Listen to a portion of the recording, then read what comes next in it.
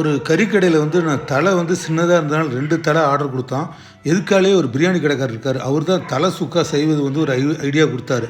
இந்த தலைக்கறி வந்து நல்லா சுத்தம் பண்ணிவிட்டு ஒரு 25 சின்ன வெங்காயம், வரமிளகா வந்து ஒரு 10, 4 பச்சை மிளகா, கருவேப்பிலை, மஞ்சத்தூள் கொஞ்சம், மல்லி, மிளகாத்தூள், கரம் மசாலா 1/2 ஸ்பூனு, ஒரு பெரிய தக்காளி, மட்டன் மசாலா வந்து ஒரு 2லேருந்து 3 ஸ்பூனு, தேவையான அளவு உப்பு, குக்கரில் எண்ணெய் ஊற்றி சின்ன வெங்காயம், வரமிளகா, இல்லை வரமிளகா இந்த பள்ளிப்பாளையத்துக்கு எப்படி வதக்குவீங்களோ அது மாதிரி நல்லா வதக்குங்க, டைம் எடுத்து. கடைசியாக வந்து நீங்கள் பச்சை மிளகா ஆட் பண்ணால் போதும். பெரிய தக்காளி 1, கருவேப்பிலை எல்லாம் போட்டு ஆட் பண்ணிவிட்டு எடுத்து வச்ச பொடி வகையெல்லாம் ஆட் பண்ணுங்கள்.